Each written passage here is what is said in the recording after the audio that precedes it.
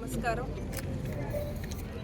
మన ఆంధ్రప్రదేశ్ రాజకీయాల్లోనే లోకేష్ గారు చేపట్టిన యువగళం ఒక కీలక పాత్ర పోషించిందనే అంట్లో ఎటువంటి సందేహం లేదు.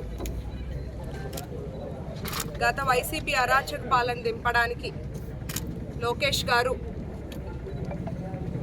కుప్పంలో స్టార్ట్ చేసి 226 రోజుల పాటు 3132 కిలోమీటర్లు యువగళం పాదయాత్ర కొనసాగించారు. ప్రజల్లోకి వెళ్ళి మహిళలు, రైతులు, విద్యార్థులు, పేదలు అందరి కష్టాలు విని వాళ్ళకొక ధైర్యాన్ని, పోరాట స్ఫూర్తిని నింపారు. రాష్ట్రంలో ఉన్న 11 ఉమ్మడి జిల్లాల్లో 97 నియోజకవర్గాల్లో ఆయన పర్యటించారు.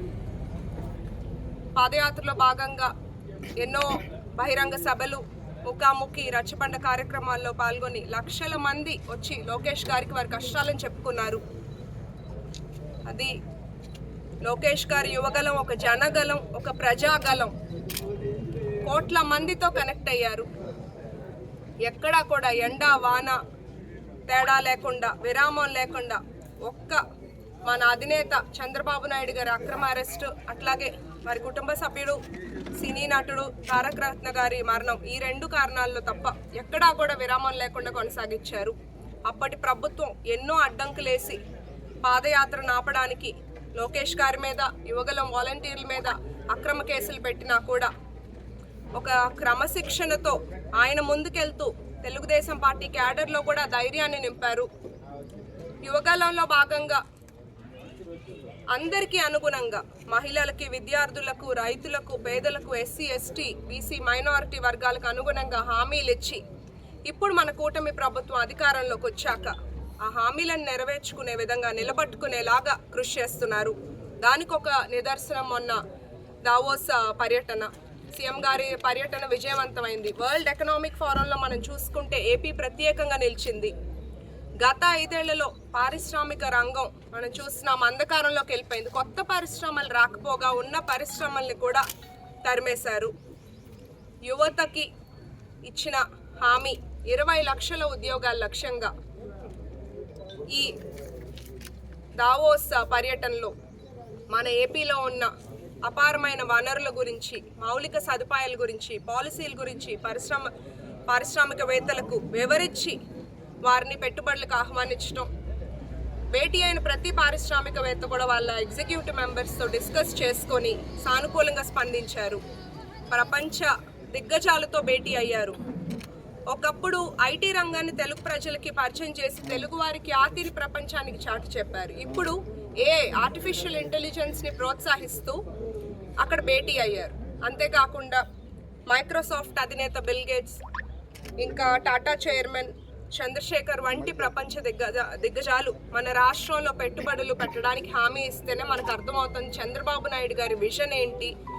వాళ్ళు చంద్రబాబు నాయుడు గారిని మెచ్చుకున్నారు. మనకు కనిపిస్తుంది 2047 విజన్ ఎట్లా ఉండబోతుంది అనేది. 2014లో చంద్రబాబు నాయుడు గారి కృషితో ఎన్నో కంపెనీలు, స్టార్టప్ కంపెనీలు, అట్లాగే 1,00,000 కోట్ల పెట్టుబడులు తీసుకొచ్చి ఏపీని ఒక బ్రాండ్ ఏపీగా నిలబెట్టారు. 2019లో వాళ్ళ కమిషన్స్ కోసం వైసీపీ, అట్లాగే జే ట్యాక్స్లని, పరిశ్రమల్ని తరిమి కొట్టేసి పారిశ్రామికవేత్తలందరినీ ఇబ్బందులకు గురి చేశారు. చంద్రబాబు నాయుడు గారు 2014లోనే విశాఖలో 3 సార్లు పెట్టుబడుల సదస్సులు ఏర్పాటు చేసి లక్షల కోట్లను తీసుకొచ్చారు. అప్పట్లోనే మనకి ఒక ఆంధ్ర రాష్ట్ర పునర్నిర్మాణానికి ఎలా అయితే కష్టపడుతున్నారో చంద్రబాబు నాయుడు గారు, అట్లాగే డిప్యూటీ సీఎం పవన్ కళ్యాణ్ గారు, మన యువ నాయకులు విద్యాశాఖ మంత్రి లోకేష్ గారు ఎప్పుడు కూడా మంచి చేసే ప్రభుత్వాన్ని ప్రజలందరూ గుర్తుపెట్టుకోవాలి, ఆదరించాలి. యువగలం అనేది ఒక ఆంధ్రప్రదేశ్ రాజకీయాల్లో ఒక చారిత్రాత్మకమైన ఒక ఘటన.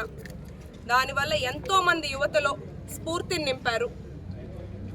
మేము రాజకీయాల్లోకి రావడానికి కూడా యువగలం ఒక స్ఫూర్తి అని నేను గర్వంగా చెప్పుకుంటున్నాను. ఎందుకంటే అప్పట్లో యువగలంలో మా భర్త లలిత్ సాగర్ లోకేష్ గారితో పాటు 60 రోజులు యువగలం పాదయాత్రలో పాల్గొన్నారు.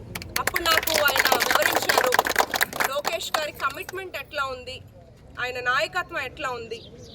ఎలా ఆయన శ్రమిస్తున్నారు, మళ్ళీ వైసీపీ గవర్నమెంట్ అధికారంలోకి వస్తే మన రాష్ట్ర పరిస్థితి ఎట్లా అయిపోతుంది అని ఆయన ఎంత కష్టపడుతున్నారు మన ప్రభుత్వ అధికారంలోకి రావడానికని ఆయన వివరించి, మనలాంటి యువత చదువుకున్న వాళ్ళు డాక్టర్స్ కూడా రాజకీయాల్లోకి రావాలి అని వారు నాకు చెప్పడం, ఆ స్ఫూర్తితోనే నేను కూడా ఈ జిల్లా అమ్మాయినై ఉండి మన జిల్లా వాళ్ళకి మనం ఏదో ఒకటి చేయాలి అనే స్ఫూర్తితో మా గొట్టిపాటి కుటుంబం వాళ్ళ పేరు కూడా నిలబెట్టాలి అని నేను రాజకీయాల్లోకి రావడం జరిగింది. మా అందరికీ నారా లోకేష్ గారు ఒక స్ఫూర్తి, ఒక ధైర్యం. మన ఆంధ్ర రాష్ట్ర పునర్నిర్మాణానికి కృషి చేస్తున్న సీఎం గారికి, డిప్యూటీ సీఎం గారికి, లోకేష్ గారికి మా దర్శి నియోజకవర్గం ప్రజల తరపున అభినందన.